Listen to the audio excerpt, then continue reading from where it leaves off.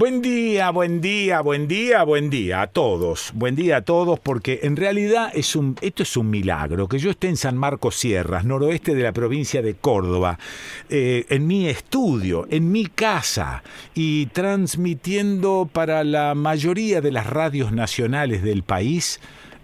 A mí me sigue pareciendo un milagro. No te creas que yo estoy acostumbrado y canchereo. No, me transpiran las manos, me pongo un poco nervioso y hace 1000 años que hago radio. Y sin embargo, cada vez que tengo que salir al ruedo, no sé, los toreros me parece que deben sentir más o menos lo mismo. Los actores, antes de salir a escena, yo tengo esa sensación, ¿no? Después cuando ya está el jugador de fútbol. Imagínate lo que es una cancha llena y los tipos en el vestuario a punto de salir se deben comer las uñas. Pero bueno, esto me da la sensación de que es así en casi todas las cosas, ¿no? Pienso en un médico entrando a un quirófano, pienso en un cirujano que tiene que enfrentar que por ahí hace 50 años que lo hace.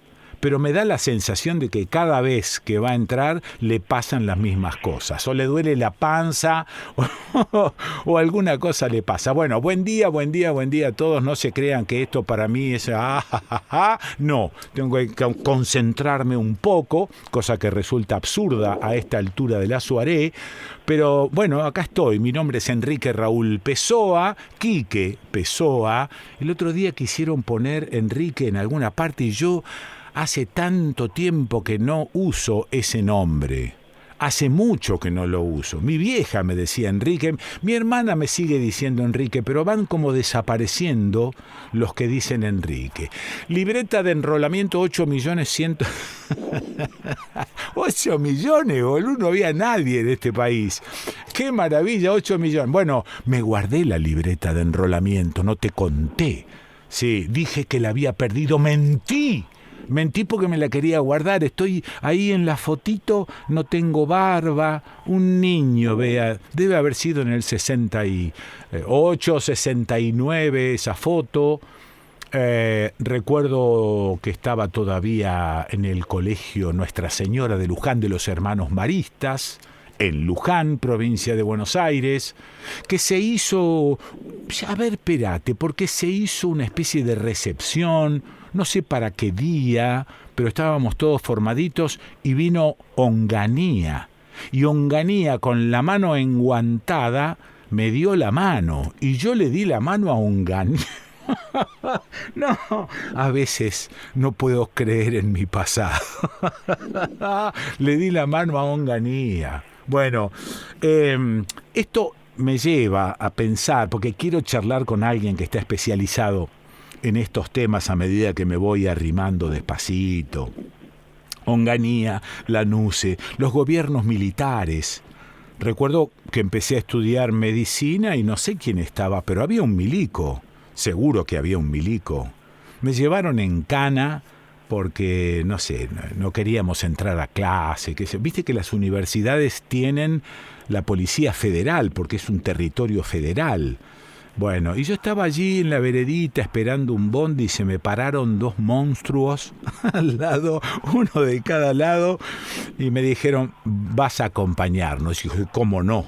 Así que estuve 24 horas en la Policía Federal en Rosario para investigación de antecedentes. Sí, mi viejo pobre estaba desesperado, me llevó una frazada, me acuerdo que me llevó una pizza y un paquete con uvas. Y cigarritos también me llevó. Él creía que yo iba a estar 2 años ahí adentro. No, bueno, pero empezó a mover cielo y tierra. Estos gobiernos, digo... ¿Se diferenciaban de alguna manera con el gobierno de Videla? Porque por ahí cuando hablamos de los 30.000 desaparecidos, podemos aplicar la palabra genocidas, ¿no? Y decir, bueno, ¿qué se necesita para aplicar la palabra genocida? ¿El de Onganía fue un gobierno genocida? ¿El de Lanuse fue un gobierno? ¿Tuvimos otros gobiernos genocidas en nuestro país? Voy a ver si lo engancho a Daniel Feuerstein, que es complicado de presentar, porque el tipo es, escuchá bien, licenciado en Sociología y doctor en Ciencias Sociales por la Universidad de Buenos Aires. Investigador del CONICET en el Centro de Estudios sobre Genocidio de la Universidad de 3 de Febrero, UNTREF, y profesor titular de la Cátedra Análisis de las Prácticas Sociales Genocidas en la Facultad de Ciencias Sociales de la UBA.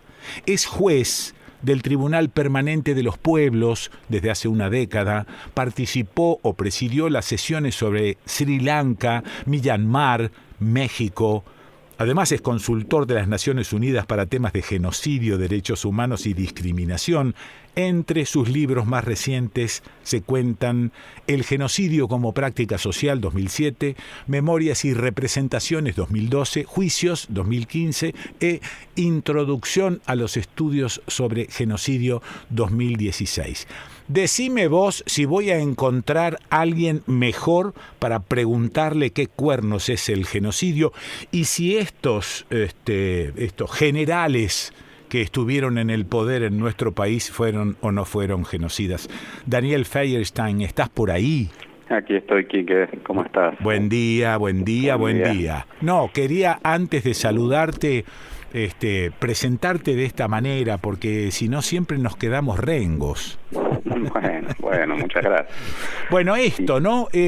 La primera pregunta, ya que venía con este relato, estos gobiernos militares de facto que tuvimos, tipo Onganía, tipo Lanuse, ¿fueron gobiernos genocidas? Hay que poder distinguir, digamos, el eje de lo que implica un gobierno genocida, que es la intención de destruir la identidad de un pueblo a través del aniquilamiento, a través del asesinato de un número significativo de miembros de la población, ¿no? ¿Qué es un número significativo o es para cada situación? No, es imposible poner un número porque imagínate que un número menos entonces quedaría fuera y eso sería un absurdo. Sí, pero claro.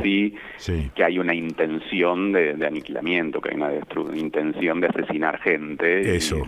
Lo que uno observa es que hubo otros sistemas de dominación, eran obviamente dictaduras, eran autoritarias, buscaban la opresión de la sociedad, eso es innegable, pero el sistema por el cual lo hacían no era el asesinato sistemático de población. Claro. Que es un poco lo que va a cambiar con la última dictadura. Sí, o sea que una cosa es la intención de genocidio y la otra es de gobernar de facto. Gobernar de facto, ser autoritario, incluso opresivo, digamos. Claro. Ahora, hay alguna diferencia, ¿no?, entre un gobierno como el de Lanuse, por ejemplo. Me da la impresión de que el tipo era un poco más elástico, ¿o es nada más que una sensación? Sí, lo que pasa es que me parece que en Lanuse hay una clara lectura de que el ciclo militar estaba agotado. Claro. Y que lo que iba generando era lo contrario de lo que quería lograr. Eso. ¿No? O sea, porque el momento previo lo que busca, sobre todo yo te diría a partir del golpe del 55 y en todo ese periodo 55-73, lo que está buscando es anular todo lo que había, digamos, las modificaciones sociales y políticas que había creado el peronismo sin una aplicación sistemática del terror. El problema es que se dan cuenta que eso no funciona, ¿no? Eso es, sí. Y entonces, ¿cómo, al margen de lo que ya dijiste, cómo encuadraríamos el genocidio? ¿Hay genocidios hoy en día? Sí. Hay genocidios hoy en día porque tenés en distintos lugares del mundo gobiernos que están buscando transformar la identidad de un pueblo a partir del terror. Quizás la situación, una de las más complejas, es el caso de Myanmar en estos días, más cuando se suma el golpe militar, digamos, pero que se suma una política que ya venía o desarrollando o cuanto menos tolerando Aung San Suu Kyi. Pero también tenés casos de gobiernos democráticos y esto es lo que lo vuelve complejo, porque así como hay dictaduras que no fueron genocidas, tenés procesos genocidas ocurriendo bajo gobiernos democráticos y los dos casos más notorios son Colombia y México. Nosotros no tuvimos eso. Nosotros no tuvimos esa situación exacto de tener la implementación de políticas genocidas por parte de un gobierno elegido, sí, cuanto menos respetando los canales institucionales. claro, ¿no? claro. Bueno, y esto nos lleva a definir entonces el genocidio.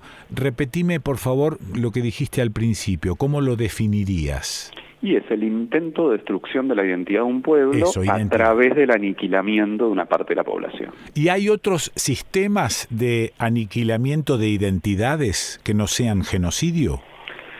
Sí, no utilizaría la palabra aniquilamiento, digamos, okay. Pero lo que uno sí puede tener es momentos donde se busca transformar la identidad de un pueblo a través de medidas económicas, incluso uno puede transformar la identidad de un pueblo no solo en un sentido negativo, uno lo podría tratar de transformar en un sentido de mayor justicia, de mayor igualdad, y eso no tendría nada que ver con un genocidio. Por eso se tienen que dar las dos cuestiones, o sea, hay una intención de transformar la identidad de un pueblo, pero la idea es hacerlo a través del terror y el aniquilamiento. Entonces, no es que solamente transformar la identidad. ¿Y eso de qué depende? Porque a veces yo me imagino, bueno, los ingleses, ¿no? Y nosotros que recordamos las invasiones inglesas.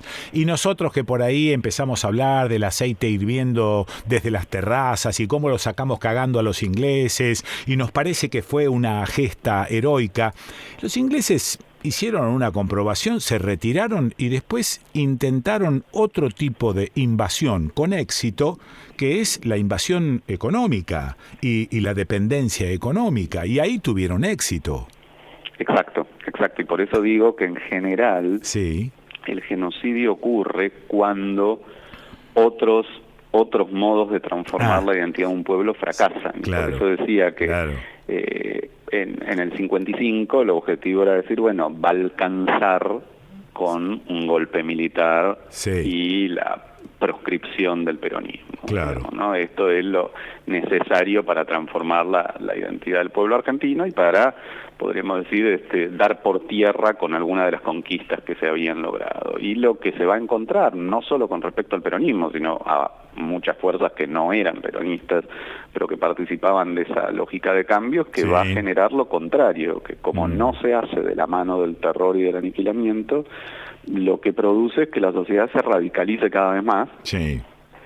Y entonces que lejos de revertirse esa situación, podríamos decir que hasta se termina convirtiendo en más problemática, y ahí es donde te diría que antes del golpe del 76, yo te diría que ya hacia fines de los 60, comienzo de los 70, cuando uno mira los documentos militares, comienza a surgir la decisión de que esto tiene que ser vía un proceso de aniquilamiento. Y por eso se produce con Perón. Digamos. ¿Y eso se produce por qué? Porque hay una especie de... Ellos notan, digamos, los de lo que llamamos la derecha y los encargados del aniquilamiento, ellos notan que hay una especie de crecimiento de la izquierda, de la subversión. ¿Ellos notan esto?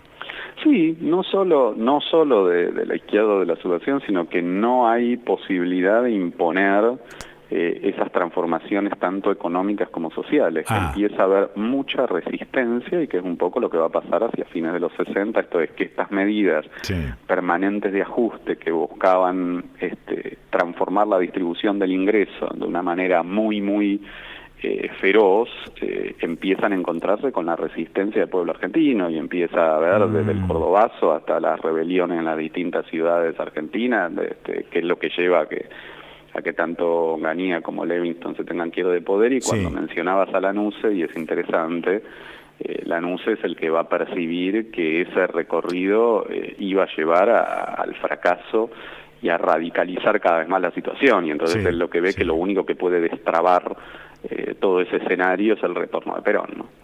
Ahora, acabo de leer que sos licenciado en sociología. Digamos, quiero apuntar un poco más hacia el lado de la sociología y ver cómo es la conformación en líneas generales del pueblo argentino hoy en día. ¿Qué piensa el pueblo argentino? ¿Se siguen pensando estos zurditos de mierda? ¿Siguen pensando en que la zurda o el zurdaje es algo que le hace daño al país y que mejor ser un poco de derecha?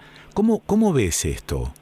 No, mi percepción es que ese es un universo de pensamiento, por más que lo vimos emerger justo un poquito en la pandemia otra vez por algunos sectores muy radicalizados. Me parece que es un universo de pensamiento más viejo, te diría. O sea, no creo que hoy se juegue políticamente la percepción colectiva mayoritaria en términos de los zurditos, la derecha, sino que me parece que lo que sí ha sido un triunfo preocupante de la subjetividad neoliberal es justamente el desentenderse de la política, que implica el desentenderse de las consecuencias de nuestras acciones, ¿no? Claro. Alguien que lo trabaja muy bien para muchas sociedades occidentales, y creo que vale para Argentina, es un tipo que se llama Zygmunt Bauman, que es un sociólogo de origen polaco, pero que trabaja en Inglaterra, y que él plantea esta idea de que se ha transformado al ciudadano moderno, al sujeto moderno, en un consumidor en todo sentido, también un consumidor de la política, ¿no? Entonces, la relación que tenemos, a diferencia de lo que podemos hablar en esos años, en los 60, en los 70, de que uno podía sentir que lo que hacía, o sea, la realidad que tenía era resultado de lo que hacía. Lo que se ha generado hoy, más mayoritariamente, una relación como de ajenidad con la realidad. Entonces vos consumís lo que los políticos te ofrecen, o te quejás porque no te gusta el producto, y amenazás que vas a ir a comprarle a otro. Pero digamos, esta situación alguien la ha prohijado. Por ahí la clase política, ¿no? Como para seguir haciendo lo suyo y que el pueblo se desentienda. Sí, yo diría que más que la clase política, los sectores dominantes a nivel económico, que por supuesto que han generado como un conjunto de funcionarios que de alguna manera, o en muchos casos, les son absolutamente funcionales, digamos, ¿no? Pero creo que el secreto está en yo creo que hay distintos elementos, ¿no? Me parece que por un lado el genocidio jugó un papel, porque aterrorizar a la población hizo que muchos sectores se separaran de la política, pero después también esta percepción, que yo diría que se construye con fuerza a partir del menemismo, de los 90, de la equivalencia política-corrupción, digamos, ¿no? Y entonces esto también jugó en la separación de la gente del campo de la política como algo sucio, como algo extraño, como algo que no tiene que ver con un ciudadano común, y me parece que fue muy efectivo en el sentido que como que quedás, quizás el término más técnico sociológicamente sería alienado, quedás alienado de tus propias prácticas, digamos, ¿no? No te das cuenta que la sociedad es el producto de lo que hacemos, no solo de lo que hacen otros, digamos. Claro, con lo cual la participación política, entonces, no se puede hacer desde ningún lugar. Llamo ningún lugar a no estar participando de algún partido político. Entonces no hay participación de la gente que no está participando de algún partido político. No les interesa. Tal cual, pero además yo diría que lo que también entró en crisis es la idea del partido político. Porque el partido político era una de las posibilidades. Vos tenías participación a través de movimientos sociales, sindicatos, digamos, pero también a través de partidos que tenían una estructura y donde había lugares donde participar, decisiones colectivas que se tomaban en el partido, y donde el representante de ese partido, en el Parlamento, o en donde fuera, o en un ministerio, tenía una línea de acción que era justamente decidida colectivamente. Y uno lo que ve hoy es que esos partidos han perdido fuerza, y hay una cuestión absolutamente personalista en la lógica política, donde no hay una decisión colectiva de un partido que se respeta y donde es intrascendente quién es el que va, porque hacemos la política del partido. Eso desapareció, ya no es intrascendente. Eso porque como cada uno actúa para sí mismo en general, no hay esta cuestión de no importa, va alguno de nosotros, total hace la política del partido. Claro. Bueno, eso me decís que no existe más. Y sí, uno lo va viendo desaparecer, y me parece que es una de los elementos de la degradación política, porque entonces cualquiera puede votar cualquier cosa, porque no se ve aparecer esta decisión colectiva que implicaba un partido. Después uno puede estar de acuerdo o no con cuál era la política de ese partido, pero uno la tenía clara, decía, este partido esto lo va a votar y esto otro seguro que no lo va a votar. Y uno hoy, te diría, incluso con los partidos que todavía subsisten, digamos, que por ahí algunos de los partidos de izquierda, ¿no?, por pequeños que son, todavía tienen alguna lógica un poco más parecida a un partido, pero así todo uno se sorprende porque hay cosas que uno diría, bueno, esto un partido de izquierda por supuesto que lo tiene que votar y no lo vota. Vaya a saber por qué. Claro. Bueno, ¿y por qué? Mirá qué pregunta ridícula, ¿no? ¿Por qué analizamos poco esto que estamos hablando en este momento y nos detenemos en la pequeñez cotidiana y en las pequeñas reyertas y no tratamos de tener una visión un poco más amplia, ¿no?, e incluir comportamientos humanos en esto? ¿Por qué crees que pasa esto? Yo creo que porque nos atraviesa lo mismo que estamos hablando, porque somos parte de la sociedad. Y entonces esto no es que solamente atraviesa a los que participan en la política, sino que atraviesa todas nuestras miradas sobre lo social. Claro. Y entonces al final es esto, terminamos hablando solo... ¿Te acordás en la época que mira que interesante, pero eso también cambia, en la época en que el diario tenía secciones? Sí.